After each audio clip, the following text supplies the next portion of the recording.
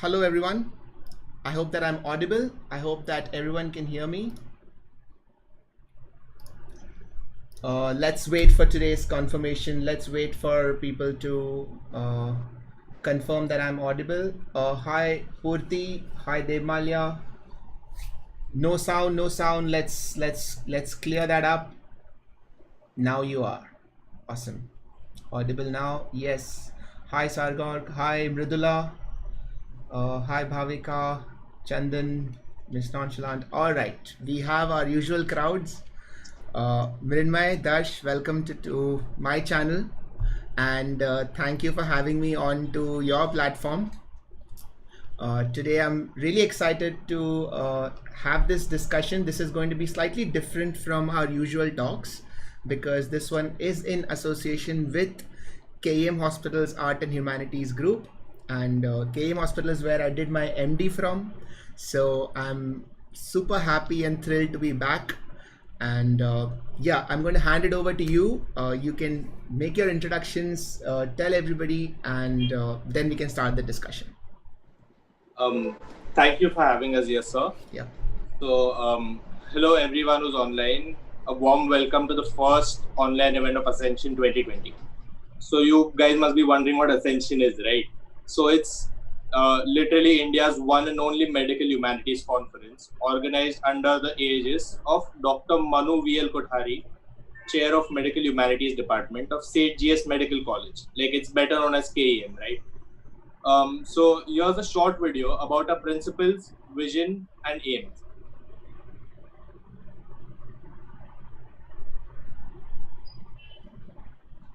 Sir, could you stop sharing your screen? Yeah, thank you so much. You can go ahead.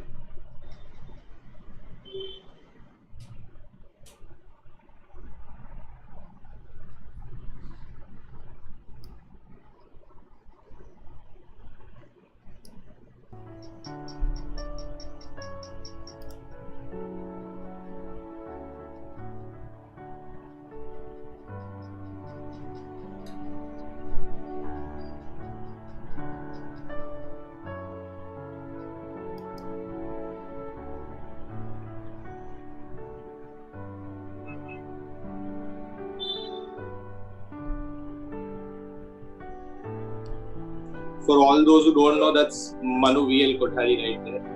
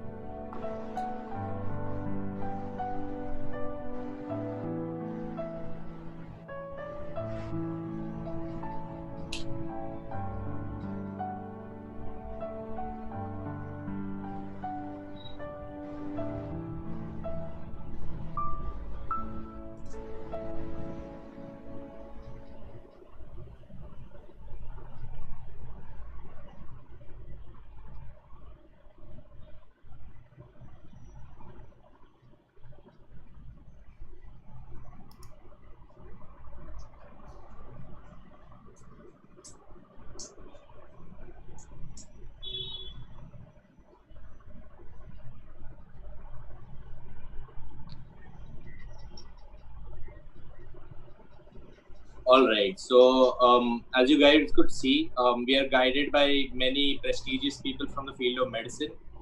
And the video basically encases all that we stand for. Okay. So, you guys could see more about this on our channel. We've added the link in the description. Yeah. Now, moving on to our first event, I would like to welcome our guest speaker for today, of course, Dr. Siddharth Warrior. Sir did his UG from JJ and postgrad from KEM, all right. So, and he went on to become a renowned neurologist. Also, besides being an excellent physician, he has excelled in arts, especially poem. Having deep roots in neurosciences as well as arts, Siddharth sir is the perfect person to shed light on today's topic, how the brain creates art. Over to you, sir. Thank you, Dash. It's always surreal being introduced on your own channel, but this is a wonderful experience.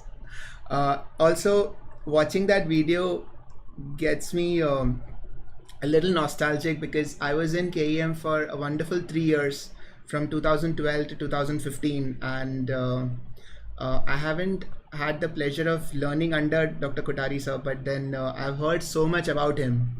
And I have had the pleasure of meeting Dr. Pandya sir and of course Dr. Salagre sir and Smriti ma'am. I have learned under and I have worked under them. So it's it's wonderful to be back here. It's wonderful to be associated with my college, and I think it's a pleasure to give this talk. I hope you all enjoy it. I hope that everybody who is joining in also enjoys today's discussion. It's a topic that is very close to my heart because I feel that it is something that merges the two, my main two interests, which is neuroscience and art. So that is what I'm going to do. I hope that everybody enjoys, and we are going to have this discussion in the same way that we have all our other discussions, that everybody in the chat is welcome to keep participating in the talk. If there are any questions that you want to ask, if there are any points you want to make, please feel free to do that, and I will be picking it up, and we will keep including that in the talk itself. And same goes for Mrinmay, Dash, you too. If you want to hop in and participate in the discussion at any point, you can. All right. Okay. Definitely. Cool. All right. So then, if chat allows me, then we shall start. Let's talk about art. Let's sort of begin right at the start and think of what does it mean when you think about art, when you think about what is art. I want to hear right from the beginning, what do you guys think when I say, are you an artist? Or when I say that, do you like to see art? What does that thought create in your mind? You can switch on your audio, by the way. Like if this is going to be a conversation, if I'm able to see you, then I should be able to hear you. Yes. Yeah, Mrinmay, you too. Feel free to switch on your audio. So I believe art is an expression of the abstract thoughts that we have that we can't describe in words, perhaps. In some cases, yes, like poetry and stuff. Yeah. But the abstract thoughts we have, that's very true. So that word is excellent. Abstract thoughts. So one of the I was reading up on art, and one quote that really jumped out at me was this one that said that art does not reproduce the visible, it makes the invisible visible. So that is sort of exactly what you said in different words, that art sort of brings the abstract things to light. And the minute you think of that, you realize that art is there in almost everything around us. Every aspect of our lives is touched by art. So when the music that you hear is art, the clothes that you wear, the t-shirt that you're wearing was at one point an art form. Somebody designed that t-shirt for the first time and said that, look, I've created something new. And while it is there everywhere now, at some point it was an art form. The movies that we see, the paintings behind you, the photographs hanging behind your wall, these are all art forms. And then you realize that art is so ubiquitous. It's everywhere, right?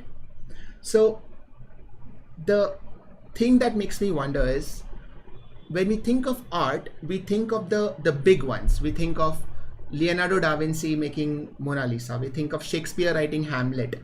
We think of J.K. Rowling writing Harry Potter. We think of, or going all the way back, the Neanderthal man making cave paintings. That is also art. What is common? If we are trying to understand art itself, what is common between all these things? How can we try to understand art if there is such a spectrum? If people from all across time and place are all artists, how do we even begin to understand art? Because it is too broad, it is too wide. So where is that starting point? How do you start thinking about it? Expressions, I believe. Okay. It's a sort of an expression. That is true. So it's something that you want to express from your own personal life. Very valid point. When I started thinking about this, I realized that you can divide it into two ways. One is, there is a very specific story to every art form, every artist, every artwork.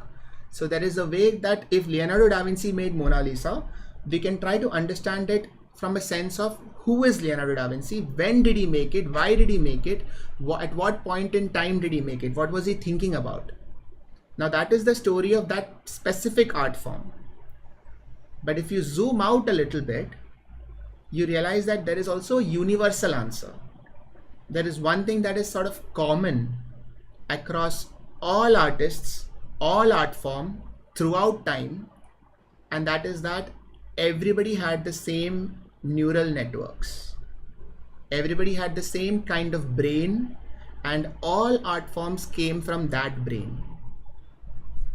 And as soon as you start thinking about that, you begin to have a common point. You begin to have one platform that, okay, from here I can begin to understand art overall, right? So that is the purpose of today's talk.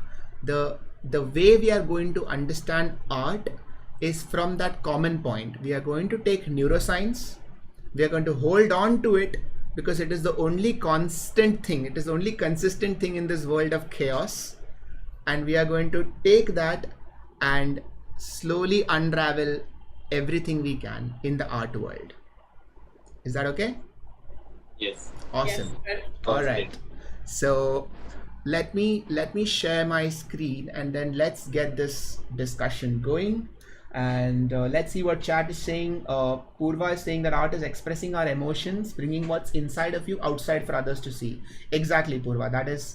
That is exactly what art is supposed to do. Art is anything which expresses us. Sometimes we can't express by words. Sakshi, you're absolutely right. If there is a way that if there's something that needs to be expressed in your language, if your words are coming incomplete, then so-called art will help you express that. And Ritu saying it's basically a medium of communication. So everybody's sort of on the same page. Everybody kind of understands what art is, but let's see what is the neuroscience behind it. So we've already decided. So you have Da Vinci, you have Shakespeare, you have who else did I say? You have J.K. Rowling, and you have the ancient caveman making the cave paintings. And all of them, the only thing common between all of them is that they all had this. They all had the brain, and they all had the same lobes of the brain. So all of them had a frontal lobe, all of them had a parietal lobe to see the things around them, all of them had an occipital lobe for vision, and all of them had a temporal lobe for storing their memories and keeping their emotions.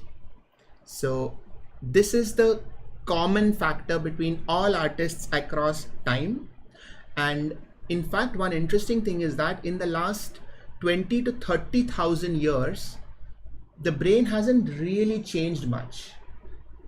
So the brain of the earliest Homo sapiens till today, so your brain, my brain, is pretty much the same. So if you take out a fossil brain and you examine our brain, you won't be able to tell much of a difference. It's still approximately the same shape, the same volume, the same weight, and the one way to look at it is that the hardware is the same. So in the last 30,000 years, the hardware has remained the same. The only thing that is evolved is the software.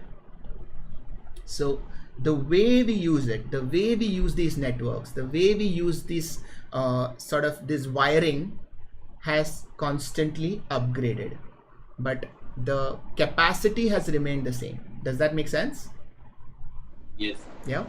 So this is why I feel that neuroscience is actually a great way to begin to understand art, because it is it gives us that common ground. Now let's talk about how does the brain perceive art. So before we talk about creation, let's talk about how does the brain appreciate art. So when I show you a piece of art, how do you get it? Right? So that's sort of where I want to start off with. Now let's see what chat is saying. Rajat, you are lefty. No, Rajat, I'm not. It's just the mirror camera thing that shows that I'm writing with my left hand. I'm actually a righty. Brain ko busy kaise rakhe. So art is its way of surpassing ego and superego. Oh, that's a nice comment actually, Yash. So Darsh, Mrinmay, a few days ago we discussed psychiatry, we discussed Sigmund Freud, and we talked about id, ego and superego, which is Sigmund Freud's way of dividing and understanding human behavior. And id is the primary desire and willpower to do it. Correct. So it is like the primary desire thing, and superego is your the one that tells you what should be done, what shouldn't be done, and ego tries to balance everything. Inhibitions that you have. Exactly. So that's an interesting way of saying that art is its way of surpassing ego and superego. So it's like what Yash is saying, that it's like your limbic system trying to express without being constrained by the modern rules of what should be said and what should not be said, which is very interesting, because I'm going to try and remember that and come back to it later, right? Okay. How does the brain perceive art? The easier question is, how does the brain perceive anything? Okay. So now let's talk about perception. So if this is you, sorry, I couldn't draw you in a more detailed way, but let's assume this is you. Then everything you perceive comes in through one of your 5 senses. Correct? You either see something, you hear something, you touch something, you taste something, or you smell something. Everything comes into your brain through one of these senses. And at some point, you become aware of it. Which is, so when you see, for example, if you see a tree and this is you, at some point you look at this and say, oh, this is a tree. But between these two events, there are a lot of things that happen. So you might wonder why I'm talking about this. Why is this important? But this has got everything to do with perception of art. So that is why we're going to spend 2 minutes just discussing on how we perceive the world, right? Because art is a subset of the world. So we have to understand how we perceive the world at all before we talk about how we perceive art. Now, the first thing that happens is that between you and the tree, there is the brain and there is the eye. Okay. So the first thing that happens is that the light rays from the tree hit the eye, and at the back of the eye is something called as the retina. Now you guys are all familiar with the retina because you are all doctors, but there will be people in the chat who might want to know more about this. So the retina is the layer of the eye that is at the back. So all the things, all the light waves that hit your eye ultimately end up in the retina at the back, and it hits the retina as photons.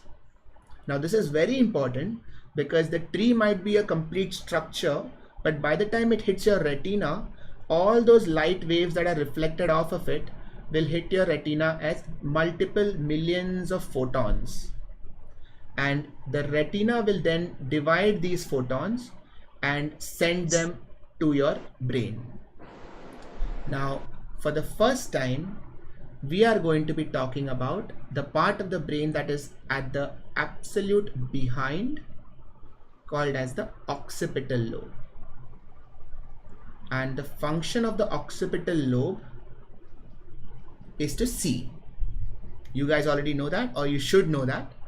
But chat, the occipital lobe, which is at the back of your brain. So when you tap the back of your skull, you're actually tapping the occipital system.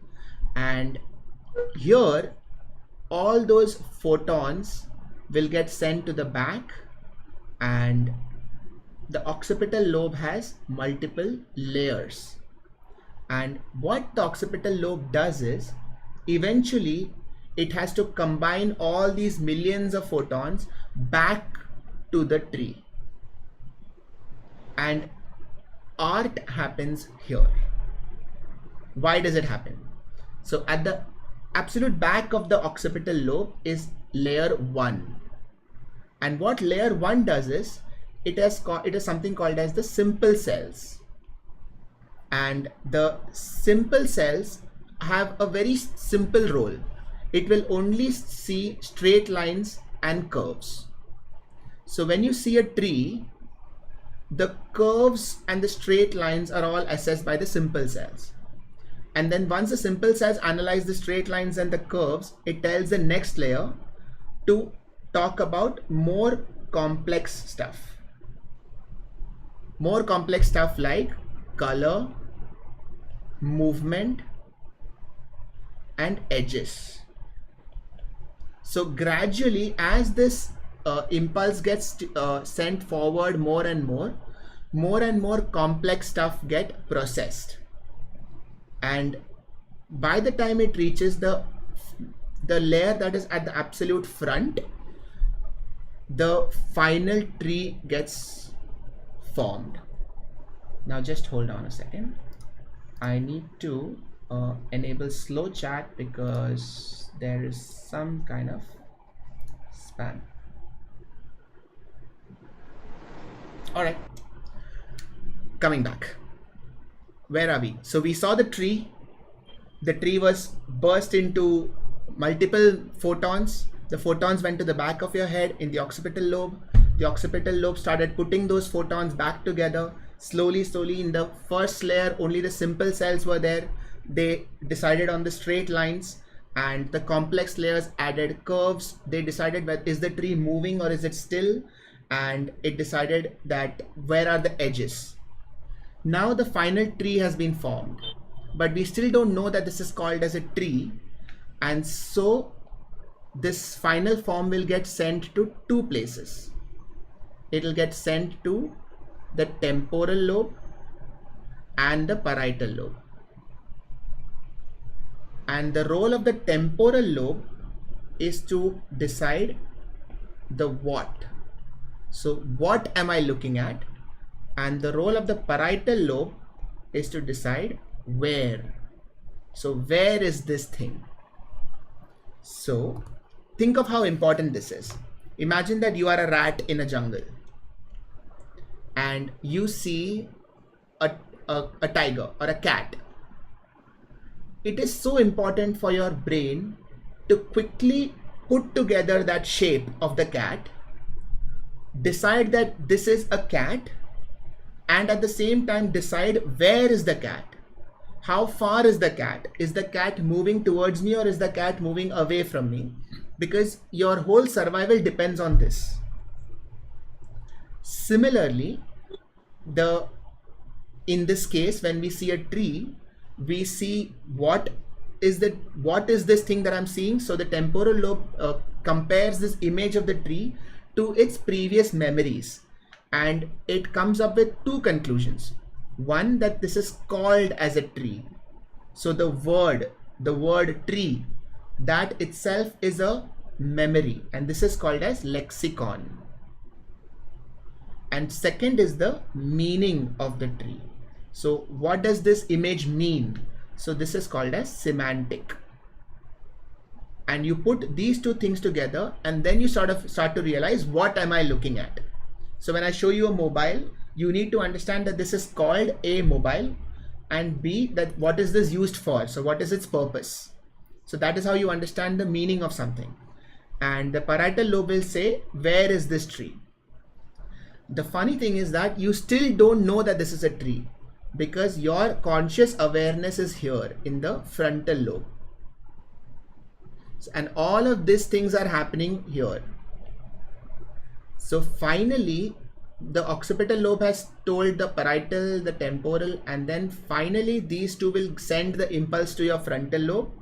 And here in your prefrontal cortex, you are finally aware that, hey, I'm looking at a tree. And this is where you decide context. This is where you decide what is your opinion about the tree. Are you happy at seeing the tree? Are you sad at seeing the tree? Is this your tree or is this somebody else's tree? All of these things are put together in the prefrontal cortex. Okay. Now, I realize that I have taken a lot of time just to explain how we perceive things, but let's try and understand why. Why is this so important? The reason is that when you look at anything, what you are seeing and what is so-called reality are not the same thing.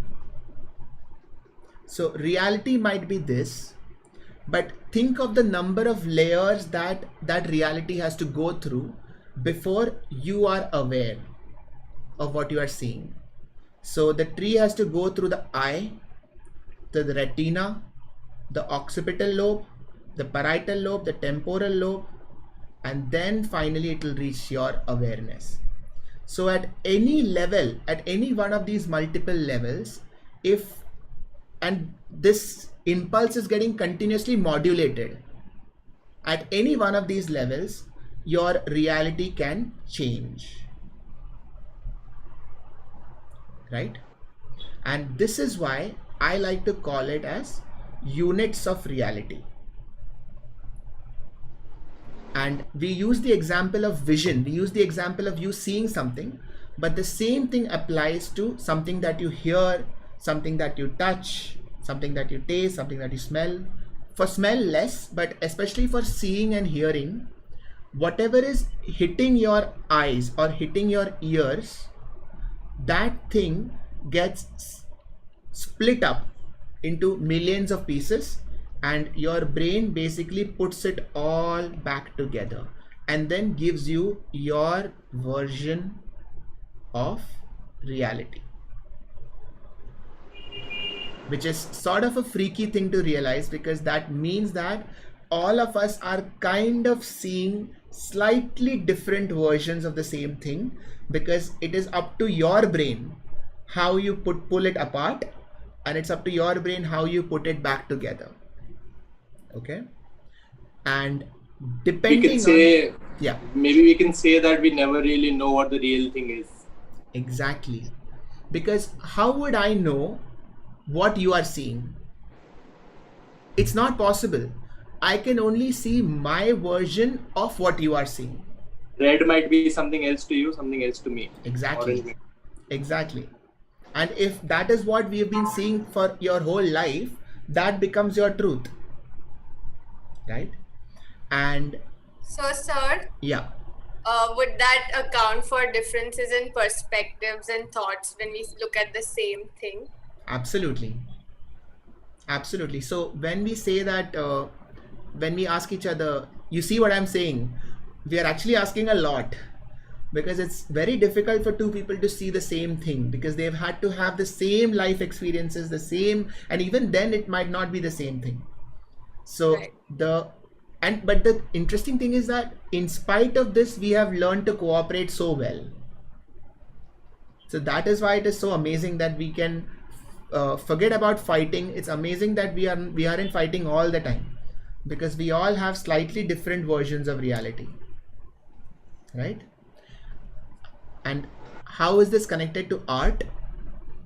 If there is a reality, which there is, let's not get too confused. There is a reality out there. It's just that we all have individual versions of it.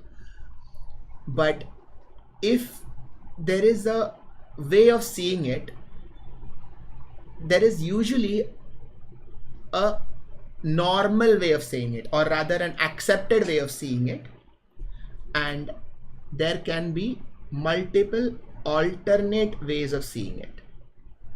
So like I showed you here, the way you split reality and the way you put reality back together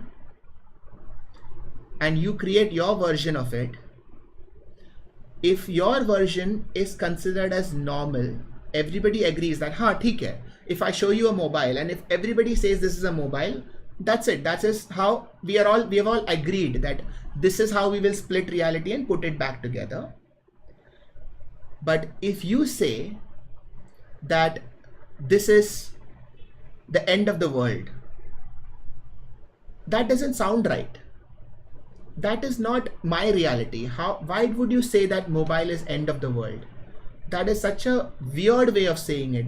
How did you do that? How did you split that reality of the mobile and put it back together to form a meaning of end of the world?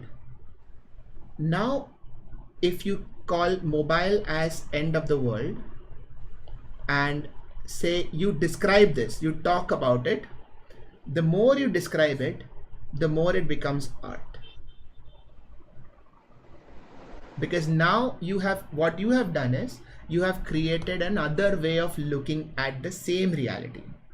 And now if you write about it, or if you draw a sketch of the world and one big mobile phone and it is killing everyone, this concept remains the same, but now you are expressing and you are showcasing an alternate way of looking at reality.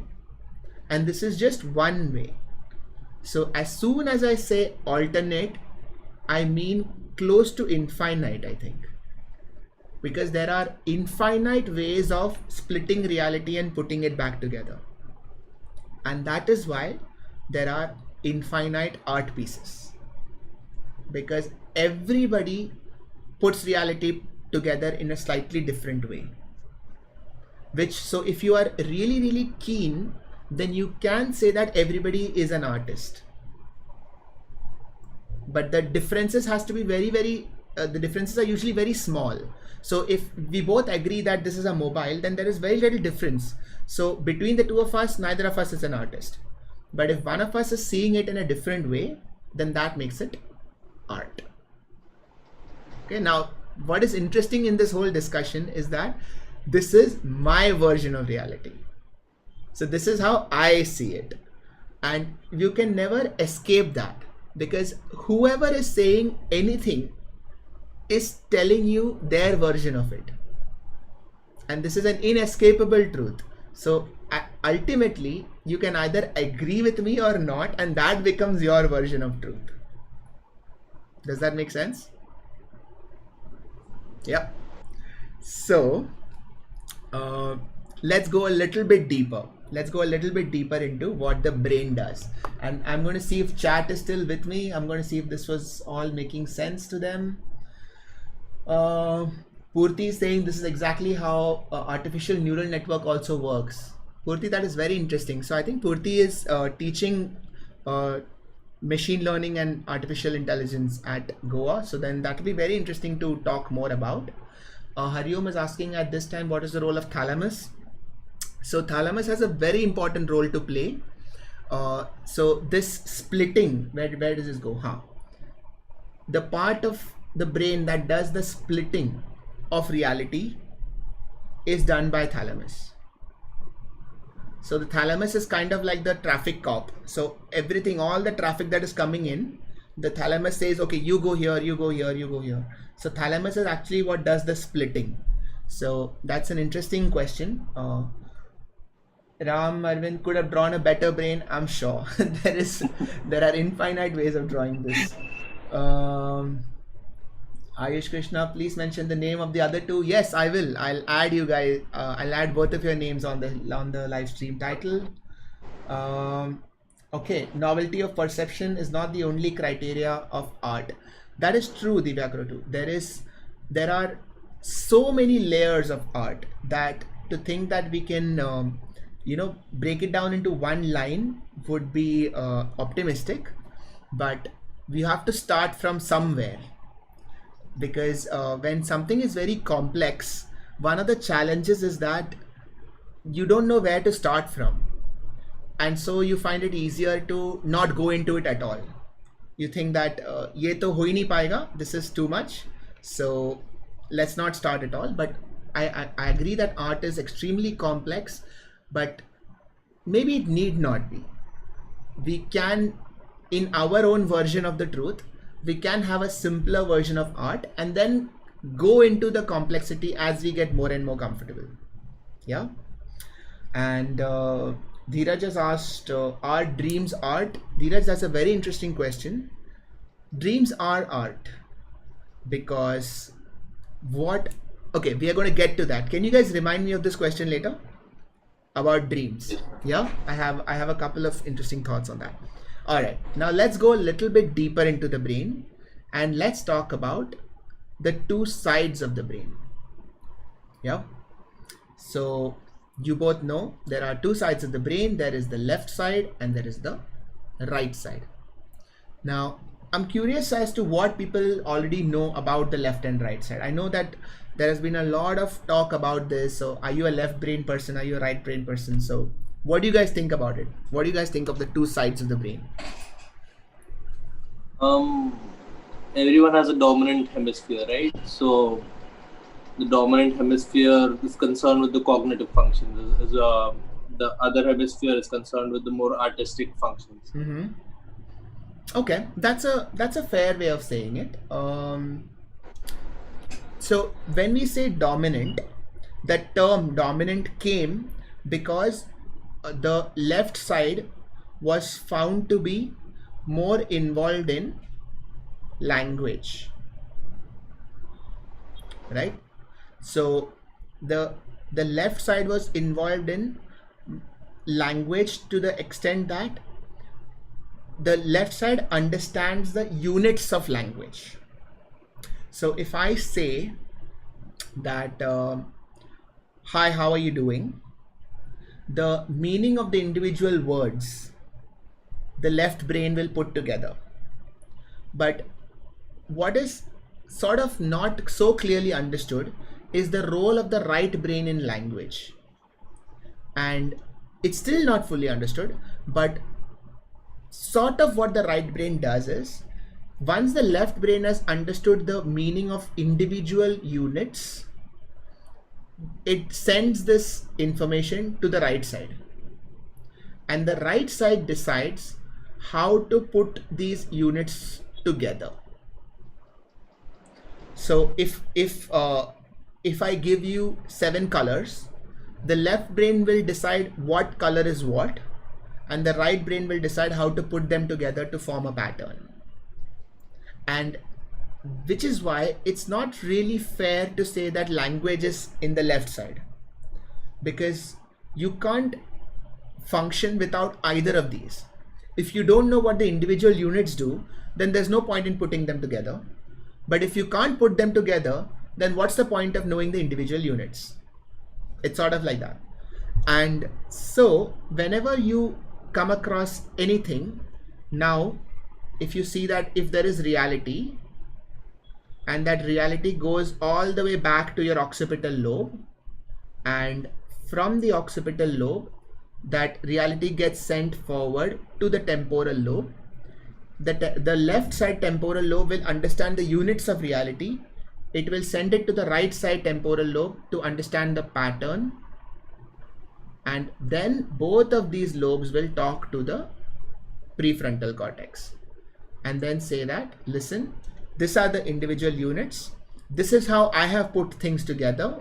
And now you tell me, what do you think about this?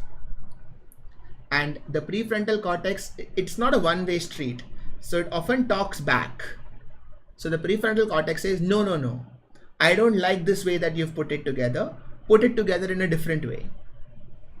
And so the right side of the brain can literally, okay, sorry, let me put it together in this way. Is this more acceptable? So it's literally like you are at a clothes store and saying, ye koi aur color mein nahi hai kya? So then the right side of the brain says, wait, let me see what I can do. Let me see if I can arrange reality in a way that is more comfortable to you. So this brings me to another interesting point about reality, is that it is constantly getting modified to suit you. So if you are somebody who likes things in a particular way, then your brain is making sure that the arrangement is happening so that you are happy, which is why you actually end up ignoring a lot of stuff that you don't want to see, which is one of the most unfortunate and the fortunate parts of the brain, because it is trying to protect you, but it is also stopping you from experiencing a lot of things that you don't want. So this is where all the Does Love is Blind this exactly is the same thing, right? Yes, so Love is Blind does come in here. The way you value things. So when you are in love, initially, that first, क्या बोलते हैं, like जब प्यार पहली बार होता है and all that stuff. So then that person will mean everything to you. So they can do no wrong. Whatever they do is okay. So there is a lot of reality that your brain is just suppressing, saying this is ignore. Ignoring the red flags, basically. Yeah, I mean, look at the red rose. Don't look at the red flags. This is a better reality for you. So yeah, so that is what the right brain does. And so literally what the role of the right side brain is to make sense of patterns. Now Divya Kratu has asked a very, very nice question. How important is corpus callosum in creating art? And Divya Kratu, I love that you asked it. So corpus callosum, let me ask the medical students, what is corpus callosum? Connection between the two hemispheres. Correct. So there is Bridge of the brain. Yes, bridge of the brain. So there is sort of like a gateway between the two sides of the brain, and this is called as corpus callosum. And the role of the corpus callosum is literally to allow the two sides of the brain to communicate. So there are millions of neurons continuously talking to each other from across the gateway, and they are constantly talking about udhar kya chal raha hai, idhar kya chal raha hai, and they are constantly exchanging information, saying that okay, I have understood this unit, how will you put it together? Because this track, let me show you in color. So this track is also not a one way. So this everything is bidirectional. So if the left brain understands the units and gives it to the right brain will be continuously giving feedback. Like, okay, I have understood this pattern. Can you give me more units? Or are you sure that these are the units? Because these don't make sense to me. So at any point, if there is a block, it can go back and say, ki, no, you change it. And then yahan pe agar block hai to it will go still further back. And occipital lobe ko bolega, nahi, you see it differently. Because this is not making sense. It's like when you can't believe what you're seeing, so you look again. Exactly. So that is why the first time you see an art form and the 10th time you see an art form, or the first time you hear a song and the 100th time you hear a song, it's very different, because now your brain has settled. It has now settled all those impulses into recognizable patterns. So now you're comfortable. Whereas the first time you see something, you might be like, what is happening? I can't understand. Kya ho raha hai?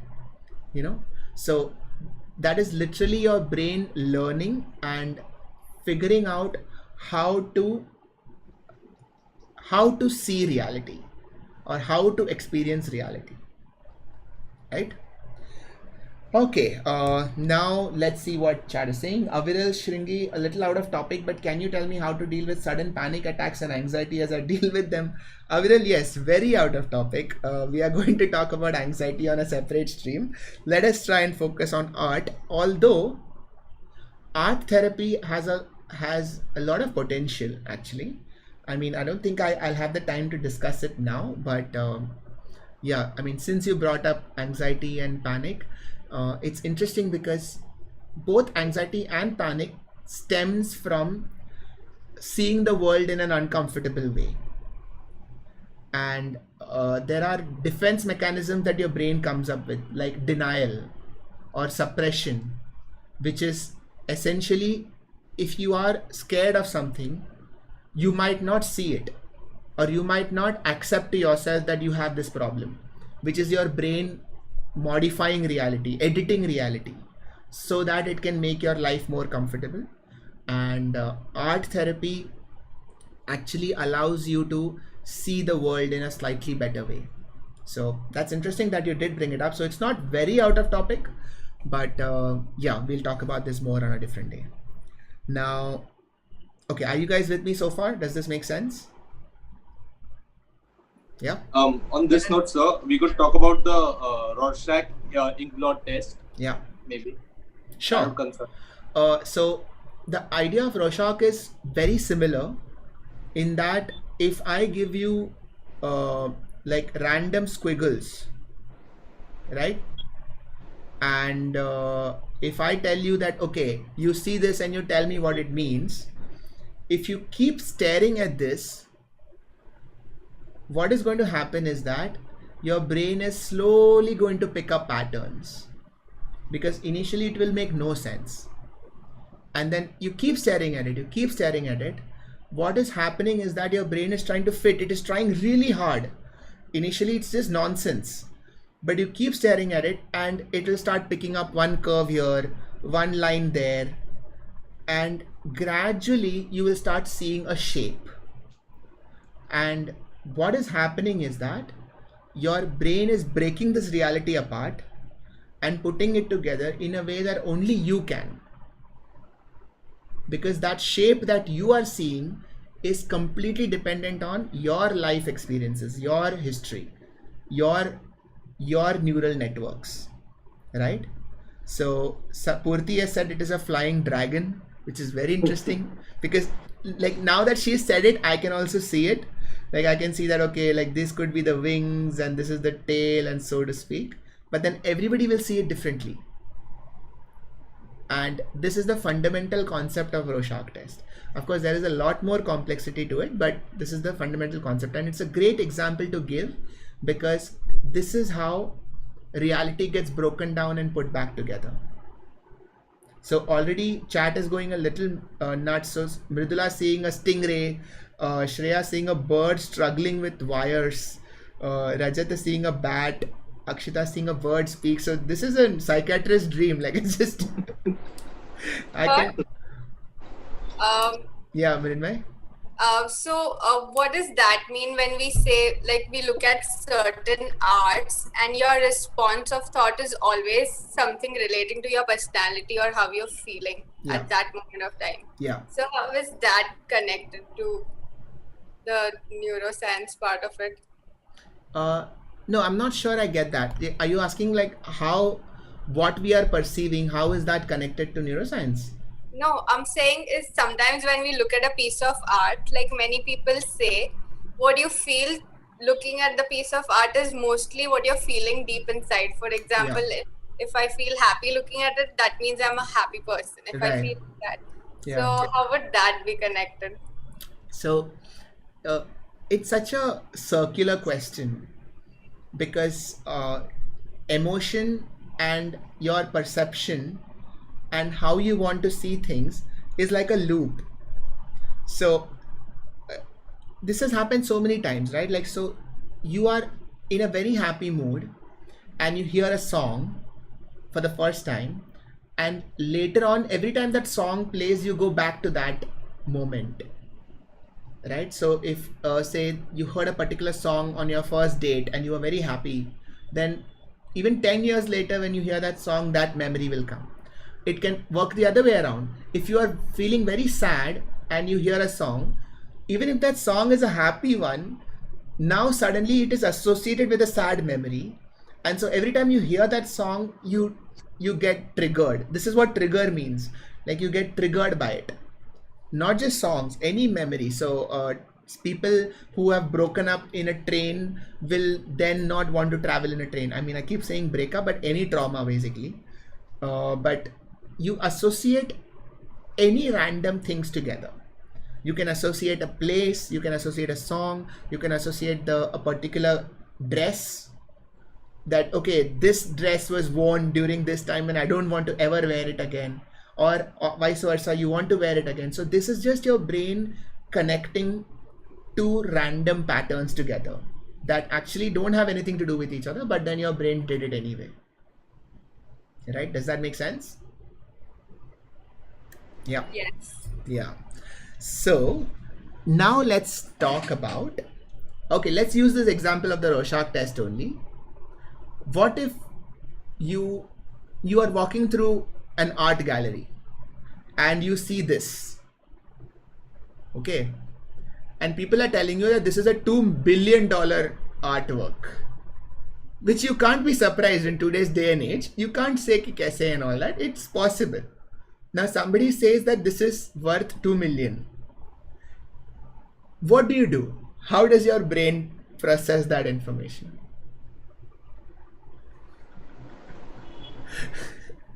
I try to figure out what the artist thought when he drew about this, so like what his thought process was. Yeah. That's, yeah.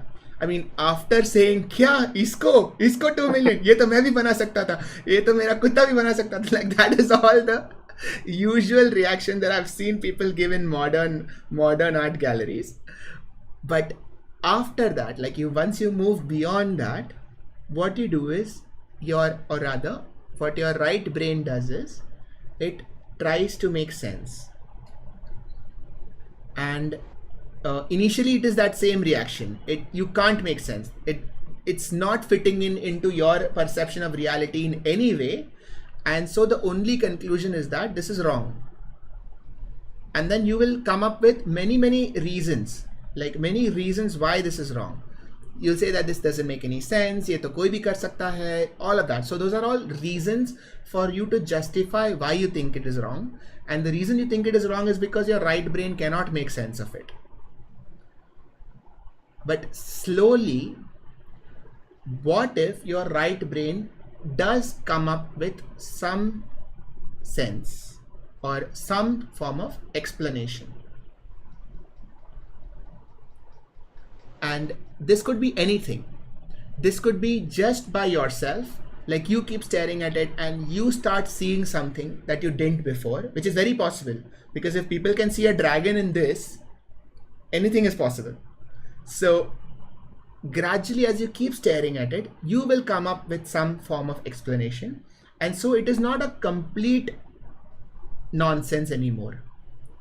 Now it is some sense, maybe.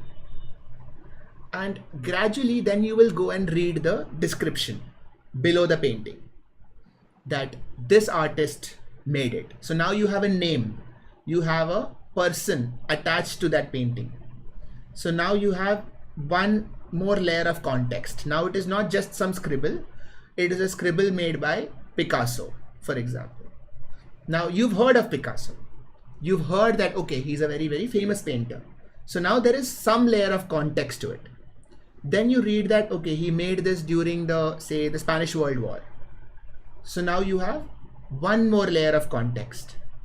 Then you say that he made this painting 1 year before he died. So that means that he has made it after all his life experiences. That is one more layer of context. Gradually, you keep on adding more and more layers of context. And what is happening is that your right brain is now putting it together in a pattern. And eventually you will feel like, oh, this makes sense. And what this line means, this makes sense, is absolutely subjective. it makes sense to you, and it makes sense to you now. 3 days ago, 3 weeks ago, 3 years ago, it made zero sense to you, but now it makes sense. And so now for you it is art. It comes down to that. And what is very interesting is that if this is an artist and the artist has seen the world in a different way, and he or she has created something to showcase what he has seen in a different way, then the first feedback is to the artist himself or herself. So if I create a poem and that poem makes sense to me, then it is art to me. And then I show that poem to somebody else, and that somebody else says, this is absolute rubbish, I can't understand anything, what is this, get lost. Then that art remains art only to me. But on the other hand, if the whole world says, oh wow, this is art, then it becomes universally approved art. Okay, so in its simplest form, art is subjective. To make it slightly philosophical, all truth is subjective, and it is all depending on if everybody agrees that this is true or not. All right. Okay. Now, coming back to the right side of the brain, we spoke about how the right side of the brain puts patterns together. Now, what is interesting is that this is a skill. So putting a pattern together, or rather seeing a pattern, is not a fixed thing. So your ability to see a pattern when you are 15 is very different from your ability to see a pattern when you're 25, 35, 45 or 5 years old. So your right brain, just like every part of your body, is continuously learning. And whenever the brain learns something, and whenever the networks in the brain changes, there is a term for it which is called as neuroplasticity. So plastic, when something is plastic, it means that it can be modified. And neuroplasticity is when the nerve cells, the neural networks themselves are changing. So neuroplasticity can happen at multiple levels. Every time you learn something, there is some amount of neuroplasticity happening. And neuroplasticity happens maximum in childhood because you have a lot to learn, right? But it never stops. So even if you're 25, 35, 50, 60 years old, depending on how much you allow yourself, your neural networks will keep learning. It will keep forming new connections. What happens usually is that as we grow older, we close down the neuroplasticity. We say, bas ho gaya. We have very fixed concepts. We say कि ये ऐसे ही है, ये ऐसे ही होना चाहिए, which is unlike what you said when you were 5 years old. So at 35, you say कि नहीं, I have seen life, this is how things are, and so what you're doing is you are actually shutting down neuroplasticity. Whereas if you keep that mind open, what it means, what does that mean, keeping an open mind? It literally means that your brain is continuously forming new connections. So every time you hear something new, if your neural networks are closed, then that new thing will have nowhere to fit into. But if your neural networks are still fluid, that new thing can just fit into it, and your networks can change and adapt to fit this new piece of information into this existing truth, right? So there was a quote. Have you guys heard of Ramon Cajal? Have you read Robbins? Sure, of course you have. You have underlined it also. You're KEM students. Your book is underlined cover to cover. But he is the most famous neuropathologist. Okay, and you might have seen his name, Carl Cells, and all of that. But yeah, you're right. Yeah. So yeah, if I would have given you 4 options in an MCQ, you would have cracked it. But what this guy has done, you should read about him. He's very, very impressive. So in the 19th century, he said this line, every man is a sculptor of his own brain. Now just think about his level of insight, because this was at a time when neuroscience was at its, forget infancy, like it was not even conceptualized much. And at that time he understood the concept of neuroplasticity, because he saw that neural networks were reforming after damage, and after a stroke neural networks were forming again. And what he meant by this line is that you can create your own brain, you can create your own neural networks, and when you create your own networks, what you're actually doing is you are deciding how you want to see the world, which is incredible because it's kind of like a superpower. If you can change the way you perceive reality, that is a superpower, and it is something that every one of us has, and especially in children, which is why children can adapt to anything. So a child who is born in a particular family will adapt to that family and will become like that person. He or she will grow up believing that religion system. He or she will grow up believing that social values, because children can adapt to anything. But as you grow, that sculpting power becomes lesser and lesser, and that thing just condenses into this is world, this is the world, this is reality, right? Basically, we create our own reality.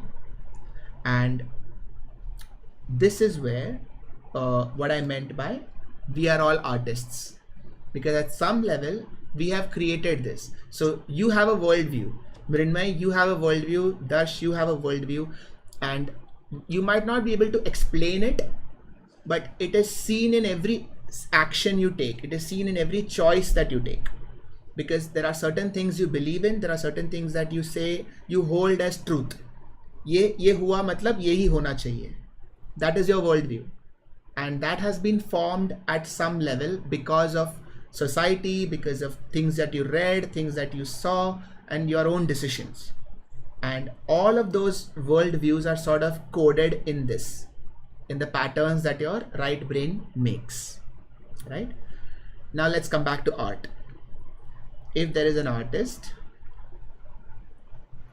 and that artist perceives reality, that reality comes into him in all these five senses, and you can take something you see, something you hear, something you touch, taste, and take that reality and break it apart and say that instead of this, I'm going to make it this. So instead of a circle, I'm going to make it into a square. And depending on the medium, your art form will change. So for example, a painter will take the colors in front of him and rearrange them and paint it in a different way. A musician will take the sounds around them and rearrange them in a different way. A poet will take the words around them and rearrange them in a different way. Each one of this is an art form, but each one of these people are doing the same thing. They're taking reality, putting them apart, and putting it back together in a way that is unique to them, which is why every art form is unique, but every art form is kind of similar in that they're all doing the same thing. Okay, now just talk to me. So I think we have covered a lot already. What do you guys think? Chat, what is happening? What are you guys talking about? Oh god, they're talking about neural links. Wait, let me catch up. Pranav is saying our smartphones are able to emulate all our sensory organs except smell, which is the only sense that can bypass the thalamus. That's true. So smell does not go through the thalamus. I hope you guys both knew that. Mridmay, Dash. Yes, we do. Yes, it's a very favorite Viva question. What are the key differences in your olfactory senses as opposed to the other ones? Ashmit is asking, is the validity of truth based on the public perception of it? Isn't truth regardless of what people think? Ashmit, that is a good question, but this is what the whole discussion was on the primary observer. So, right from Einstein's physics theories, there was a continuous discussion, and now quantum physics is dealing with this. So, the whole Schrodinger's cat thing is based on this, that if there is no observer, what is truth? So, it's like that whole cat in the box, is it alive or is it dead? Similarly, it applies to every level of truth. If something happens in an island somewhere, did it really happen? And I don't obviously have an answer to this, but it's something to definitely remember that as far as we know so far, truth is subjective. I mean, that is what, as far as I have read, I think I have to conclude that, because how can it be not? Everything that you perceive ultimately has to go through the filter of your brain. There is no way that you can circumvent that filter, because that filter is you. So there is kind of like a funnel there, and everything has to go through that. So yeah, but it's definitely an interesting thing to discuss more. Sakshi's asked, so left-handed and right-handed person in the dominant hemisphere, that concept does really work or not? So most left-handed people still have their left side of the brain as the dominant side. So this rule of left understanding the units of language and the right seeing patterns, that is true even if you are left-handed. Only in some people it is the opposite. And do we really perceive any smell or taste as art? Do we really give that much effort on these senses? Absolutely. I think the whole world of cooking as an art form is based on taste and smell as an art. So I would definitely hold it as that. Also, sir, we might discuss about the few autistic people having the savant syndrome. They have different, they can music is art to them, and like they can visualize all of it. So that's somebody had asked about synaesthesia also, and yes, sir. So the idea of basically when you take in information, that, like I said, that information gets split into units. So if you are hearing something and also seeing something, you might not give the same amount of priority to each sense. So in a case of an autistic spectrum disorder, the way your networks are connected is slightly different. And so for some people, they might be more comfortable with one sense than another. So for some people in the ASD spectrum, they will be more comfortable with colors and not at all comfortable with touch. So if somebody touches them, they might be very uncomfortable. Somebody else might be more comfortable with touch, so they will want to touch, they will want to hug, and then they will be much more comfortable in that situation. So it's, I don't want to go too deep into it, but essentially this is how it is, that it is the way that your networks are connected, and more importantly, they have a little bit more trouble learning new ways of connecting the world. So they will keep learning everything, but they will learn it within that same comfort zone, and they have trouble expanding their comfort zones, which is why the world has to be edited and made sure that, so if somebody is more comfortable in music, they have to spend more time in music. So that is sort of part of arts therapy, but yeah, that is how ASD works. It's a very interesting topic. I think I will go into it more, but yeah, I think that's a discussion for another day. Yeah. Let's talk about what happens when we perceive art. Okay, and we're going to talk for like 20 minutes more and then wrap it up. Is that okay? Yes. All right. So when we perceive art, so now we are not the artist anymore, we are the audience, and this is an art form. So it is just a board with 3 random red lines. Okay. And again, this is at a modern art gallery, and this is worth $1 million, just to annoy you. So then you perceive this. Now, as I said earlier, you think this is, what is happening. I don't believe this is worth all that. And then you finally sort of make sense of it. And you are like, oh, wow, this completely makes sense. Now, what happens is that in your brain, because now you have made sense of something that you did not understand before, but now you did, your brain gives you a reward, and this reward is the form of dopamine.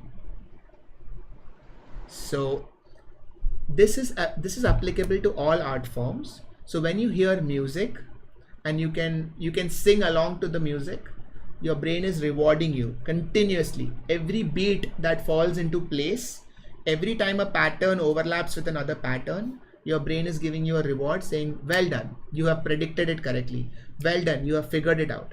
So this is why every art form gives you pleasure. So when you're watching somebody dance, when you're watching somebody sing, perform, when you're watching somebody play, even sports for that matter, when you're watching somebody play cricket or when you're watching somebody play football and they're doing it very well, in your brain you are getting a reward because the pattern fits with your level of expectation, which is why even sportsmen are artists, because they create something.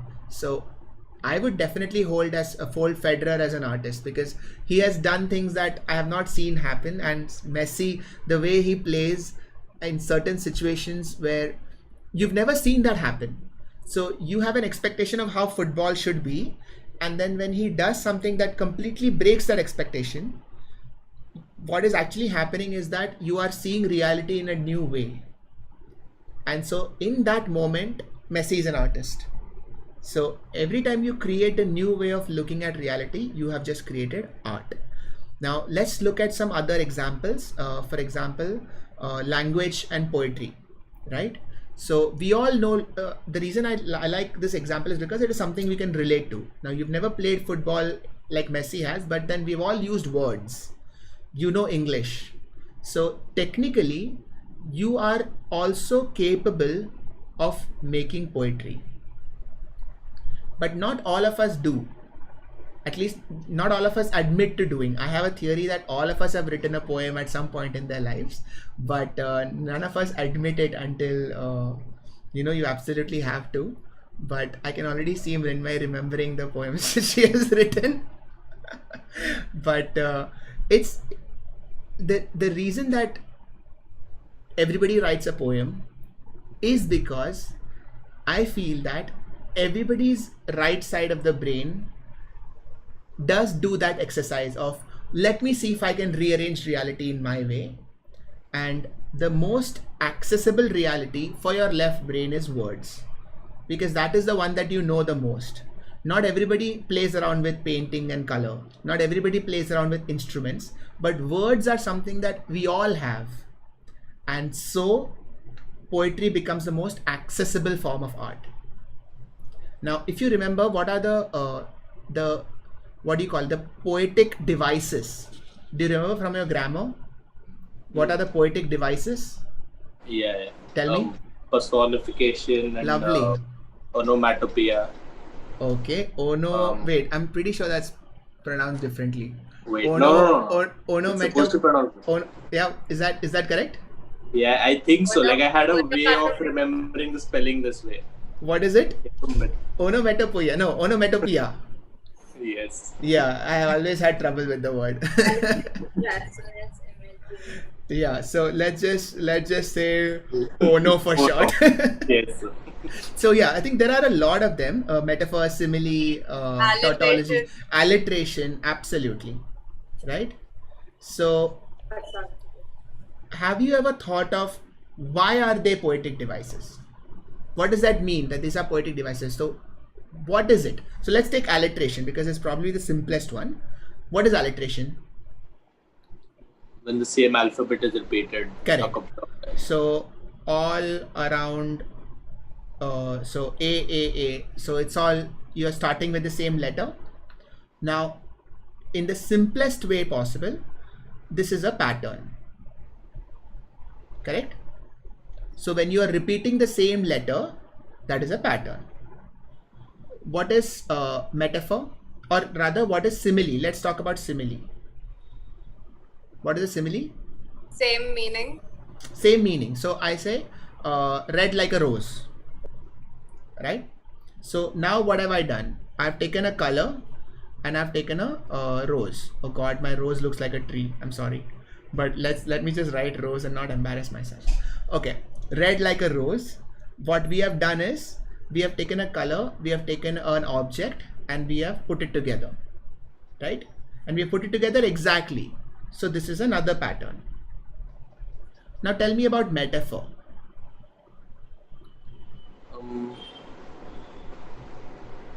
Seeing this thing is something else. Correct. So it's sort of like a simile, but a little bit more complex. So we are actually comparing two different situations, and we are talking about one, but we are talking about two situations, situation 1 and 2, and we will continuously talk about the first situation, but it's almost like we are meaning to talk about the second situation. For example, my relationship has hit a speed breaker. You immediately understand what I mean by this, but the words themselves make no sense. What does that mean? There is what speed breaker? That has no, it doesn't make any logic, but you have immediately understood it because we are comparing a relationship to a, say, a car ride, right? Somebody has said hit a rough patch. Absolutely. You also say we are going too fast, we are going too slow. These are all part of that metaphor where we compare a relationship to a car ride, which actually there is nothing similar. They are completely two different life experiences, but our brain finds a way of putting this pattern on top of this pattern and finding all the ways in which you can merge them, right? And so this is also a way of patterns, forming patterns. Personification. You are giving an inanimate object a personality. You are giving a pattern. So at its simplest level, poetry is just layers of patterns. And how good the poem is sort of depends on how you break down reality. You break it down and then you put it back together and arrange them in patterns. And how well you do it. So if you have only one pattern, so you have a metaphor and that's it.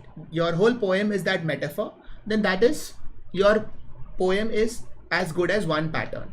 Now that pattern might be executed very well. So that is different.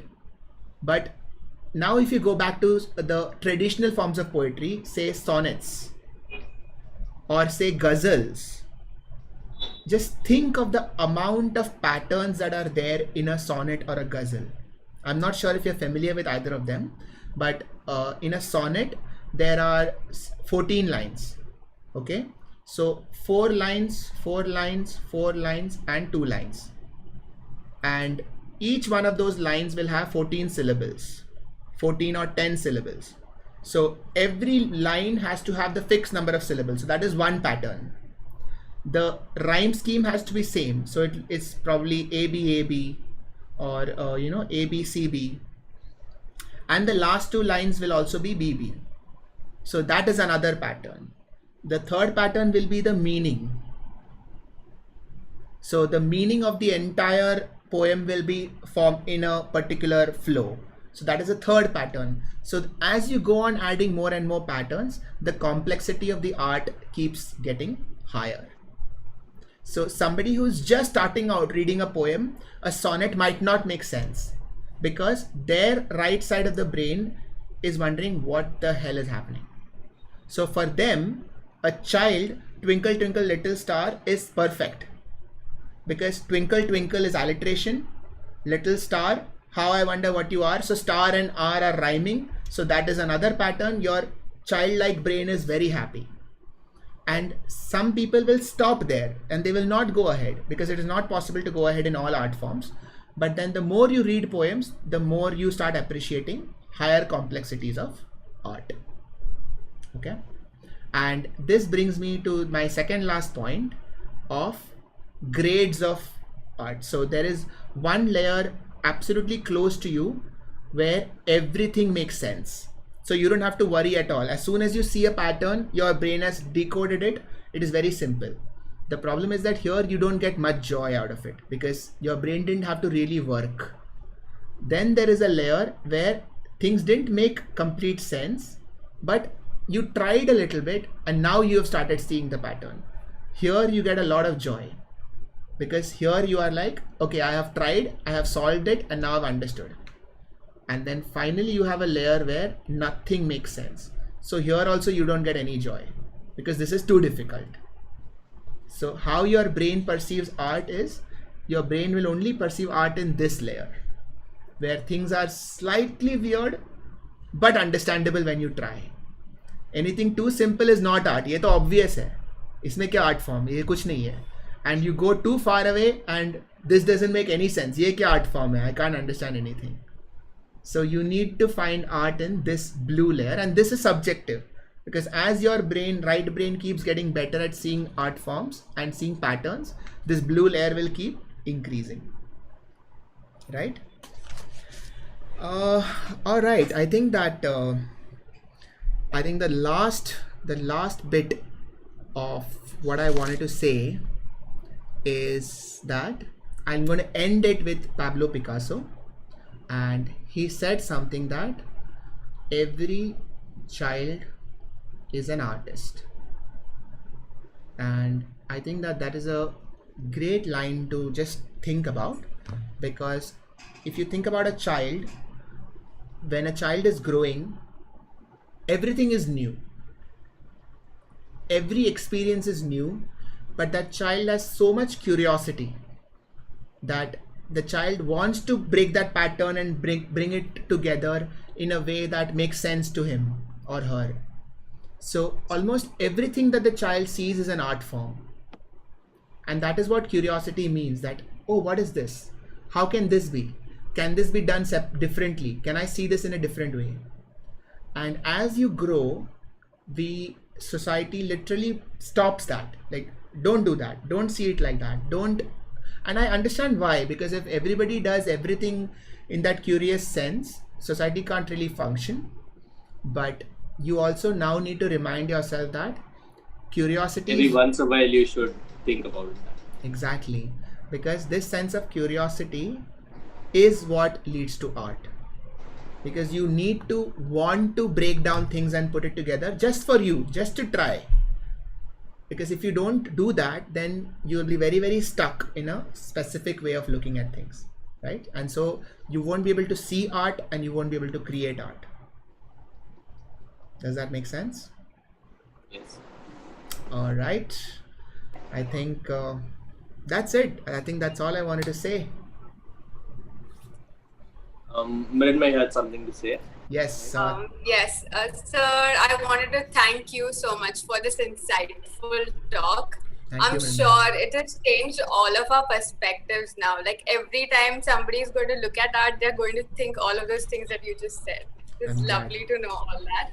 Thank you so much. And you've showed us that art is not so much just as a pastime hobby, but it's even more deep, meaningful. Yeah.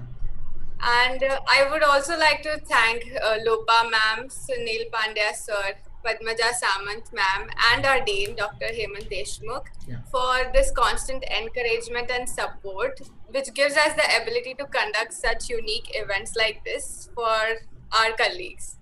And lastly, I would like to give a big thank you to the audience. Your enthusiasm and love towards Ascension is the biggest driving force for us, and we hope that you stay with us throughout our journeys. Also, we're open to any suggestions from the audience or regarding what future topics they would like us to make events on. So we're totally open to that. And thank you. Thank you, Mridmay. Thank you, Darsh. This was a wonderful opportunity to connect with my, I can call you my alma mater, sort of. Yeah, yeah, you can. All right. Yeah, Darshu, were you saying something? So anyone who wants to check out more talks like this, like Yeah. we can, you guys can go on to our channel. Yeah. It's in the description. Yes. So I have added some links in the description. Please check out our Ascension's YouTube website and Instagram channel. And I think they're planning to have a few more in the next 1.5 months, and they will all be on interesting topics. So I think that'll be worth your while. Aditya, this increasing complexity is so multidimensional in movies. Yes, absolutely. So in all art forms, now if you go back, you will be able to appreciate grades of art in everything. So a photograph has grades of art, a poem has grades of art, a music has grades of art. So in every art form there is simple layers of simple and complex, and it also depends on you, it's subjective to you. So I think that's beautiful. And there are a lot of questions on other topics like sleep, REM.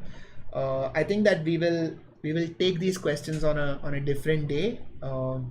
But yes, so dreams, I think, yes, I want I was so reminded I about would, so the reason that I want to talk about dreams is that very similar things happen in dreams. So when you are sleeping, your overarching control of your prefrontal cortex on what to think and what not to think sort of relaxes. And so a lot of your memories start forming new connections when you are sleeping. And that is what happens in dreams. So there is a lot of creativity that happens in dreams. So there is a lot of similarity between dreams and childhood and daydreaming and curiosity and art. So all of these things are basically states of mind where you relax your control over yourself and you just let new connections form. Yeah. All right. I think that was a good note to end this talk on. Whoever has not liked the video, please do that. Whoever is not subscribed to my channel, please do that, and go on Ascension's channel and please subscribe there as well. And so at 9:30 we are going to have another talk on colors. So I will see you guys there. Thank you, Mrinmay, Darsh. Thank you so much for having me and coming Thank you, onto sir. my Thank channel. you so much, sir. All right. See you. Bye. Bye.